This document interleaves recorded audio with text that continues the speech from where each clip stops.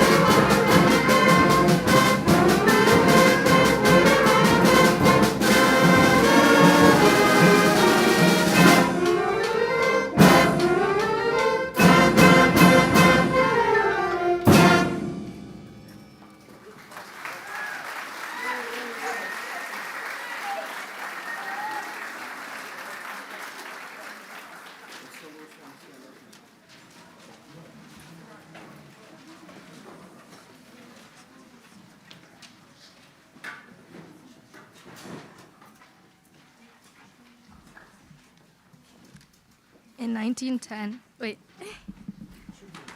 is it on? It should be. Okay. In 1910, in Bath, Somerset, England, the English lawyer and lyricist Frederick Weatherly initially wrote the words to Danny Boy to a tune other than Londonderry Air. One story is that his sister-in-law, Margaret Enright Weatherly, sent him a copy of Londonderry Air in 1913, and Weatherly modified the lyrics of Danny Boy to fit its rhyme and meter. A different story has Jess singing the air to Weatherly in 1912 with different lyrics. Yet another story is that Frederick did not set the poem to any tune, but that in 1913, Margaret, who, with her husband Edward Weatherly, was living at the Neosho mine near Orway, Colorado, in the U.S., set it to the Londonderry Air, which she had heard as a child in California, played by her father and other Irish railway workers. Here's the Ballad of Danny Boy.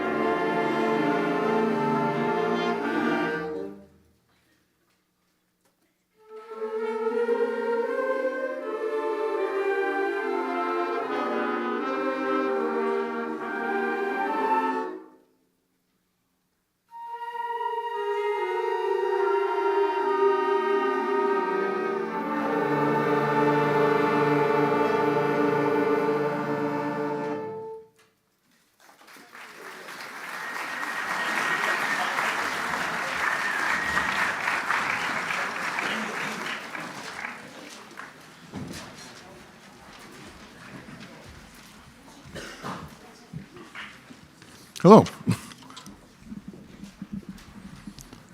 The Cloquet bands have been working on some musical projects. Last school year, we premiered some pieces from musician-composer Keith Sikola, and this year we have had the privilege to work with Liz Jockola to continue our work commissioning American Indian composers to write music for the concert band.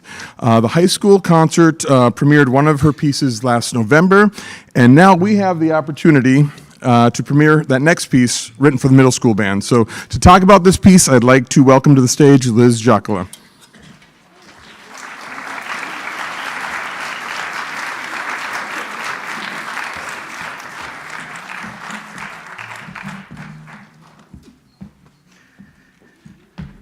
Bonjour, Nendinwe Maganiduk. Hello, all my relatives. Natana Gamakoin Indigenicas. They call me the lady that knows how to sing. And Nagatiwanong Nindonjaba. I'm from Fond du Lac Reservation. Thanks, Kevin. Just a little tall. And I'm happy to be here. Thank you so much, Cloquet, for hosting this, kind of exciting project of commissioning American Indian composers for band. And I don't know if you have had the chance to attend any American Indian cultural events, but there's not too many band events. Like, we don't have clarinets at the powwow. Our pianos we keep at home when we're doing ceremony. So there aren't that many composers, American Indian composers, who have written for band.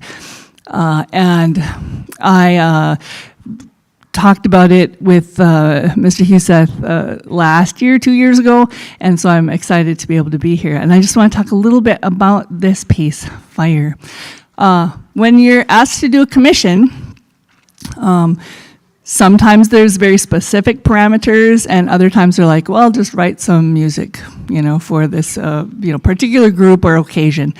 And luckily, I had kind of like an open invitation here, and I wasn't sure, like, thematically which way to go. And it was suggested then that maybe we do something about fire. And right then I'm like, okay, we have two pieces, fire and water. Like in Ojibwe communities, those are often teachings. We center on fire and water teachings. And fire music. And I wanted to make sure, thanks for making whatever that was, because it makes me remind to say thanks to these musicians for really stepping up, and to Ryan for taking the lead and helping them work through what I know was an imperfect score. I'm a singer. I love band music. I love band instruments, but I don't understand them as well as even these 8th graders do. So I appreciate them taking this on, and I'm looking forward to hearing how it came along, because I couldn't come to rehearsal last week. I had the crud, the cold, and I didn't want to spread it with everybody. So I was able to hear it 2 weeks ago, and it sounded great. I know that they've taken it even beyond. So miigwech, thank you very much for this opportunity, and enjoy Ishkode.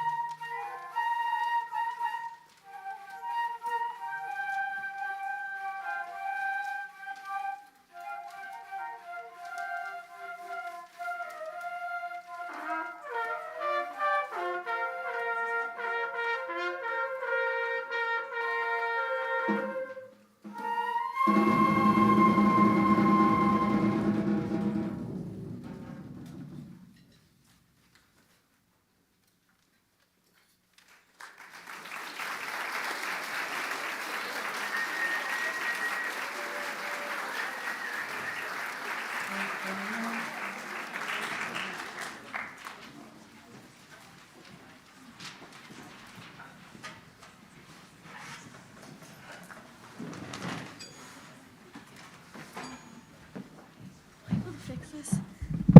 Okay, there. Los Matadores translates to the matador. This Latin original has the rhythmic energy you'd expect, plus a surprising amount of lyricism. You will hear that this piece is driven by the energetic 8th, 16th castanet figure played by Corey Dobeck. So now close your eyes and transport yourself to another place. The snow is gone, the sun is hot, you are in an arena, the bullfighter in fancy clothes, red cape, the bull 2,000 pounds of anger and fury, the charging animal, the sweep of the cage, the magical dance of the danger. Here's Los Matadores.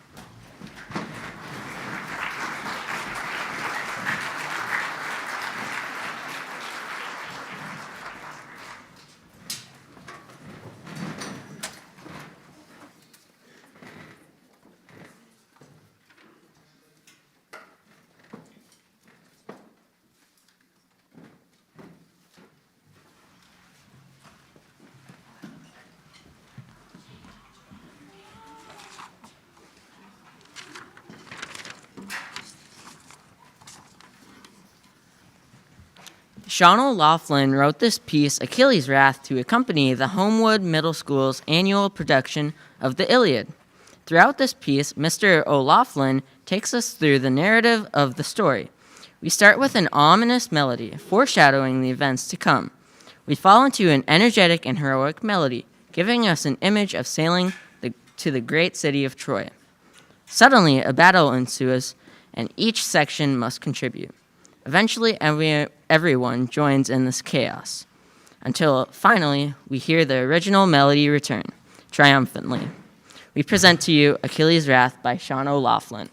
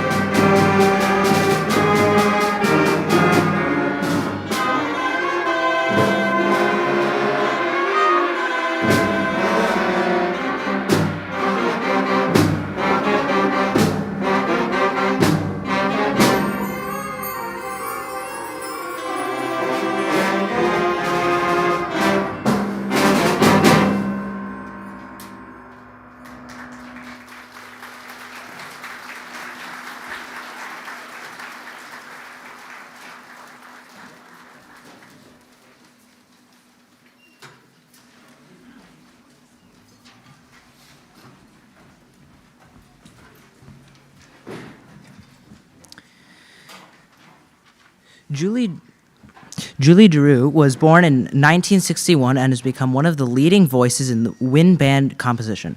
Her storied career includes 3 Emmys and many other music awards. She has worked as an arranger for musicians such as Celine Dion, Madonna, Little Richard, and Michael Jackson. About the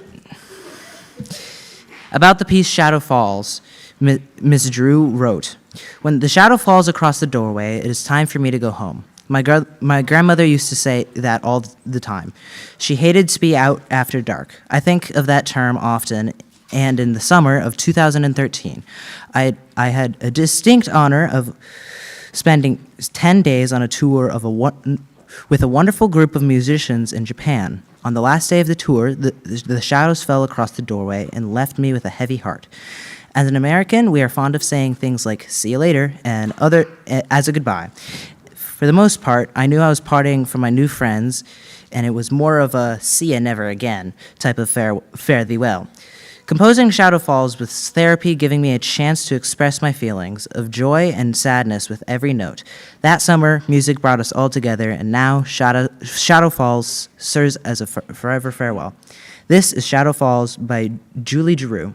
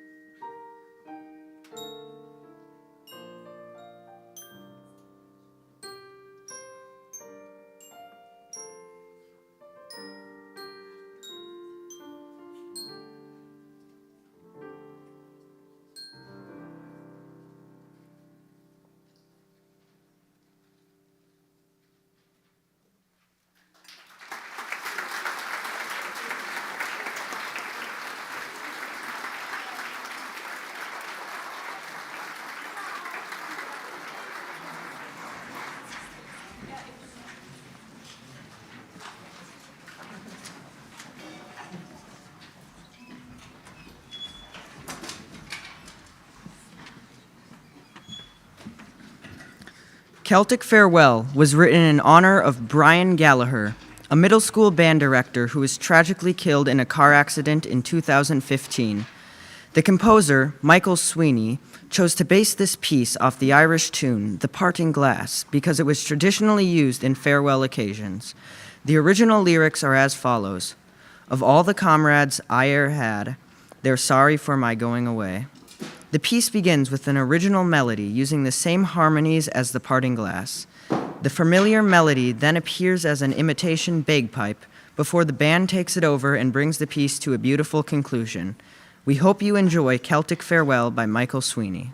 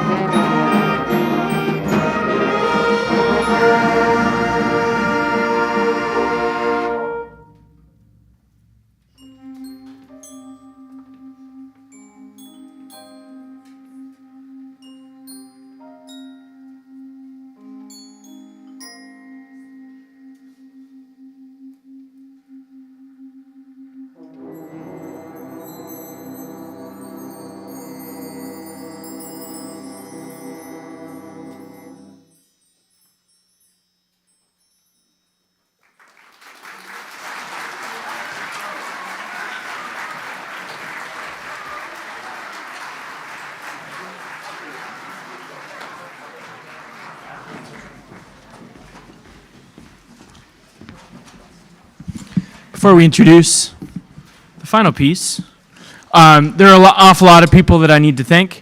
A music program like this does not run itself. Ms. Card and I, at one point, we tallied up the number of students and tried to figure out how many kids in the high school come through our doors. And we figured out, we estimate that it's about 1 in 3 high school students come through the music building, or come through the music department, which is pretty unbelievable. We have not estimated the middle school, but we would guess that with all of the band and choir kids, it's probably something around that. That's a huge program. That's a lot of energy, and that is unbelievable and requires a lot of support from the community and everybody else. There's a lot of people for me to thank. Starting with our superintendent, Dr. Michael Carey, as well as our principals, Steve Italia, Tim Prosen. Hi, somebody just waved at me. Tim Prosen, Tom Brenner. Music programs start with scheduling, so for that to get in the schedule is a pretty huge deal. Along with parents, community members, Liz Sinicello, our amazing piano player. Holy smokes that she's willing to play for us and solos and all that. What an incredible resource that is. Along with the students, of course. This program doesn't happen without all of your hard work and all of your patience with us and all of your dedication. So a huge thank you to all of you involved. It's quite an honor to work here. Without any further ado, you don't want to hear any more of me. I'm going to turn it over to Zoe to introduce our final piece. Thank you so much for coming.